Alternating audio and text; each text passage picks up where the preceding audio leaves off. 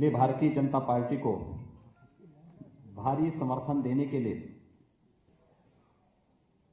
प्रदेश की जनता के प्रति हम आभार व्यक्त करते हैं। उत्तर प्रदेश एकात्म मानववाद के प्रणेता पंडित दीनदयाल उपाध्याय जी की जन्मभूमि और कर्मभूमि का सौभाग्य प्राप्त किया है। ऐसे महापुरुष को नमन करते हुए सर्वे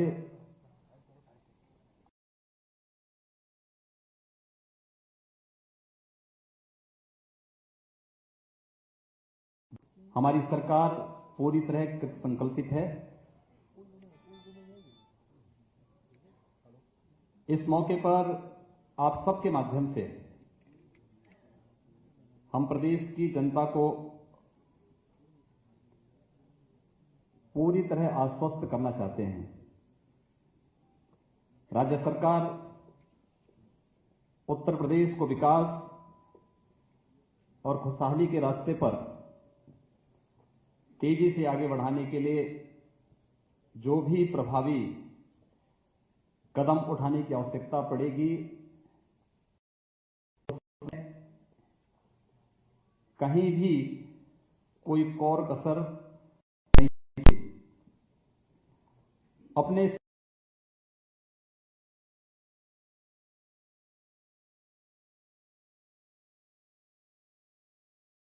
संकल्प पत्र 2017 के किए गए सभी वायदों को पूरा करने के लिए पूरी तरह कृत संकल्पित है। आदरणीय प्रधानमंत्री जी के कुशल नेतृत्व में केंद्र में भारतीय जनता पार्टी की सरकार ने विकास और सुशासन के माध्यम से सबका साथ और सबका विकास का जो संकल्प लिया है, उसका पूरी तरह अनुसरण करते हुए प्रदेश सरकार राज्य की जनता की सेवा करेगी। आप सभी जानते हैं कि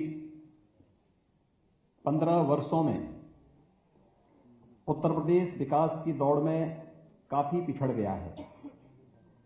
इस अवधि में यहां सत्ता पर काबिज सरकारों ने भ्रष्टाचार और परिवारवाद के साथ साथ कानून व्यवस्था की बदहाल स्थिति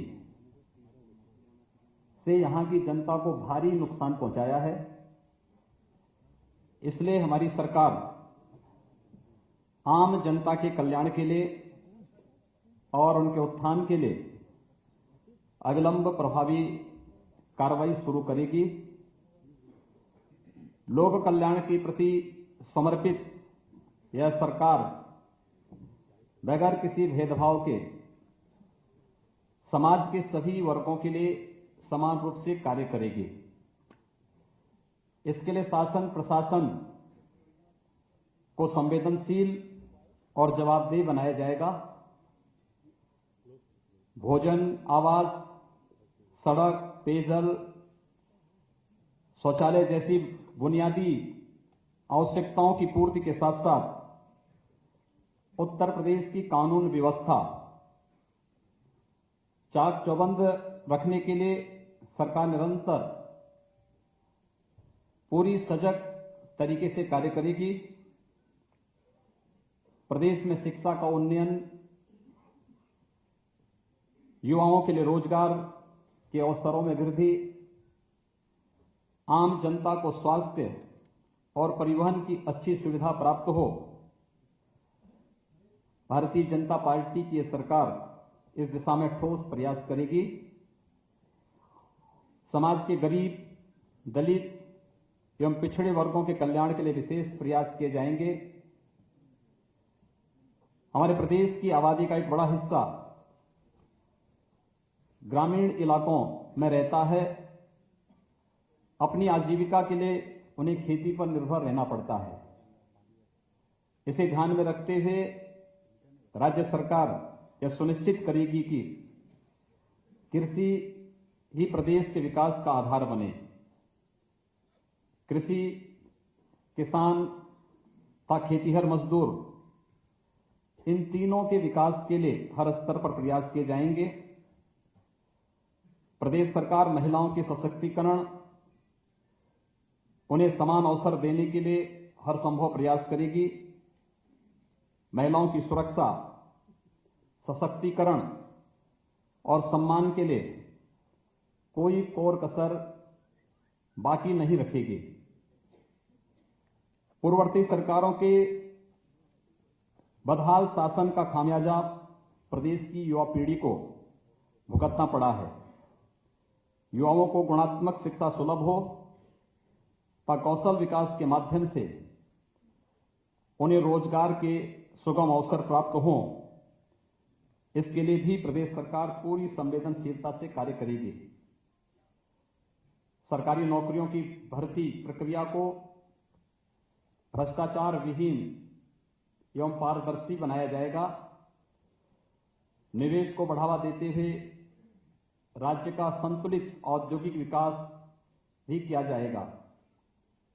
इसके माध्यम से जहां एक ओर प्रदेश को आर्थिक विकास होगा, वहीं दूसरी ओर हमारे नौजवानों को राज्य में ही रोजगार के अवसर प्राप्त होंगे।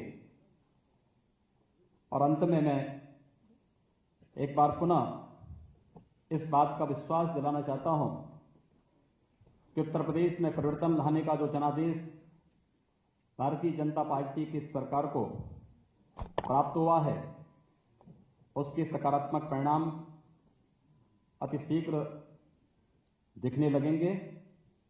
आप सब ने आज नए मंत्रिमंडल के शपथ ग्रहण समारोह के आप सब साक्षी रहे हैं। हम लोगों ने सबका साथ और सबके विकास की बात कही थी। मंत्रिमंडल के शपथ ग्रहण समारोह में आपको वह दृश्य दिखाई दिया होगा। आप सबको बहुत बहुत धन्यवाद।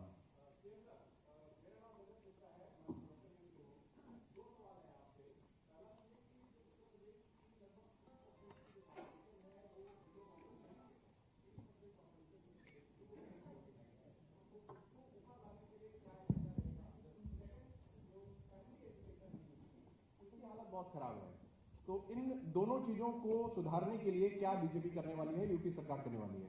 भारतीय जनता पार्टी ने चुनाव के पूर्व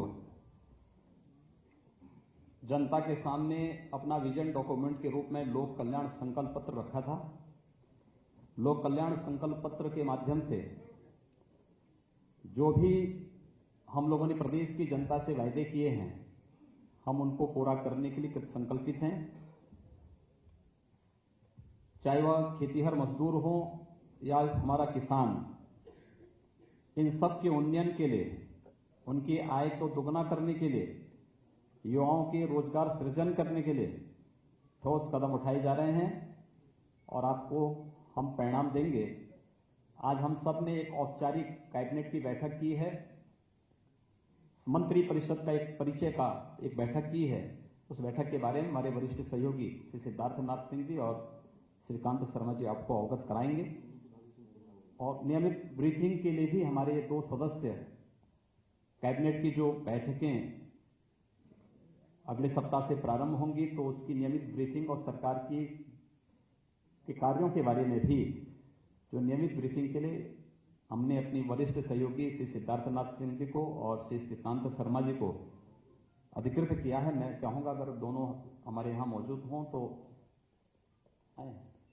सिद्धार्थनाथ सिंह मुख्यमंत्री जी, एक सवाल मुख्यमंत्री जी, आज मेरा नाम ये आप विश्वास करिए, एक बार कार्य करने दीजिए, उसके बाद फिर आगे बात। बहुत छोटा सवाल है। मुख्यमंत्री जी, मेरा नाम उत्कर्ष सिन्हा है। आज हम लोग केवल धन्यवाद ज्ञापित करने के लिए एक सवाल का जवाब दे दीजिए सर। योगी जी, तो इस वक्त उत्तर प्रदेश में का सौभाग्य है कि पूर्वांचल से हमारे प्रधानमंत्री जी भी हैं और पूर्वांचल से ही आप भी आते हैं और पूर्वांचल इस प्रदेश का सबसे पिछड़ा इलाका भी माना गया है। तो क्या पूर्वांचल के लिए कोई रोड मैप आपने सोच रखा है? सरकार ने अपने लोक कल्याण संकल्प पत्र में पूर्वांचल विकास बोर्ड और बुंदेलखंड के पिछड़ेपन को दूर करने के लिए बुंदेलखंड विकास बोर्ड बनाने की बात कही है। हमने अपने लोक कल्याण संकल्प पत्र में जो बातें कही हैं, हम उसे 100% क्रियान्वित करेंगे और इस बात के लिए आश्वस्त करने के लिए ही मैं आपके बीच यहाँ उपस्थित हूँ। माननीय मुख्यमंत्री जी, मेरा नाम दिनेश शर्मा है, स्वतंत्र आवाज.com से। मुख्यमंत्री जी, कल आपकी एक परीक्षा होने वाली है। सब मुख्यमंत्री